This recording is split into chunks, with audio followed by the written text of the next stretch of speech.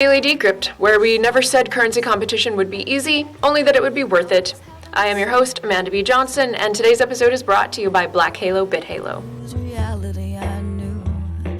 Let's talk about the coming Bitcoin halving, which is set to take place this July 2016, at which point the Bitcoin block reward will go from its current 25 Bitcoins per block to a half, 12.5 Bitcoins per block. This halving is set to continually take place roughly every 4 years until Bitcoin's coin creation reaches its cap of 21 million coins. Now, basic economics dictates that if the supply of something goes down and the general demand for it remains even just the same, the price is going to go up.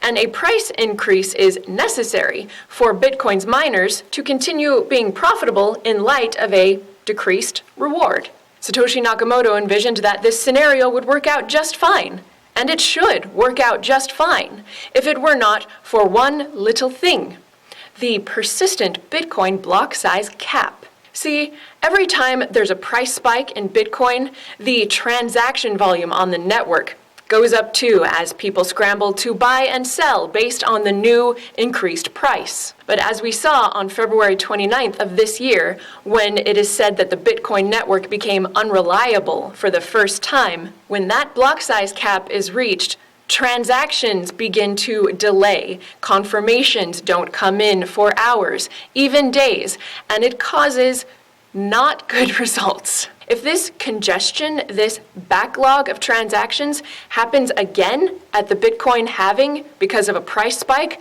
an expected necessary price spike, the results could actually be catastrophic. Here's why.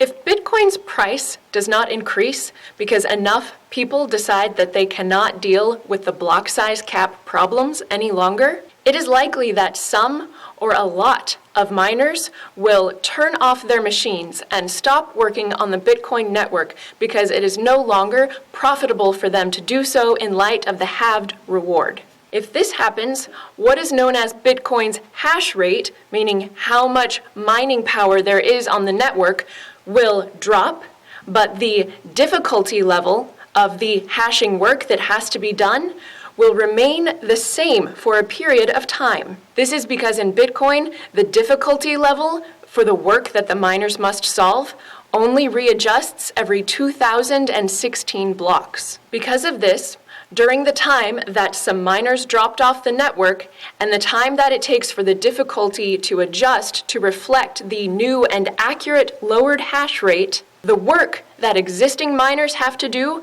will be too difficult for them to continue getting out blocks every 10 minutes, as they are expected to, as they always have. This could lead to 20-minute block times, hour-long block times.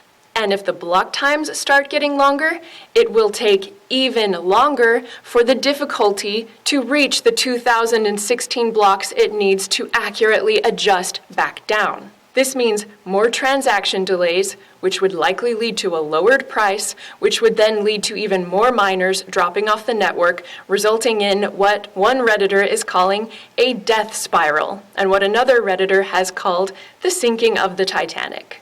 Now, to be sure, I have just outlined a doomsday scenario. It may not happen. A lot of people don't want it to happen. Roger Ver Bitcoin Jesus believes it to be unlikely but possible, as he said in a quote I solicited from him, and as he also said, none of this would even have to happen, would even be an issue if the block size cap were simply increased. And Bitcoin Classic has been trying to do that for 2 months now, with not very much traction. Why Bitcoin's miners seem utterly hell-bent on shooting themselves in the foot, no one is precisely sure. But luckily for everyone involved, this is currency competition, and there are options, and nobody has to go down with any ship that they don't want to go down with. Long story short, I hope it doesn't happen, but it might, and you should know about it. Today's episode is brought to you by Black Halo BitHalo, a double deposit escrow client which is compatible with either Blackcoin or Bitcoin. In addition to double deposit escrow, the client also offers a built-in marketplace, and you can find the free downloads yourself at blackhalo.info or bithalo.org. Holy guacamole, friends! I can only say that when I started the Daily Decrypt, I never could have foreseen myself making a video with the topic of today's video.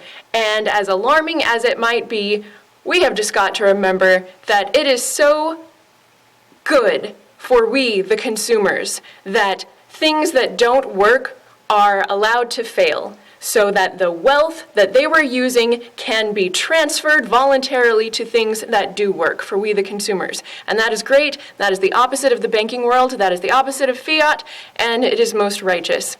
Please leave your comments in the comment section below. Bye-bye. Who's in charge when nobody is in charge? Or in other words, how are decisions in a network of people made when there is no Shah or King or CEO or President in charge? This question has never been more relevant in cryptocurrency.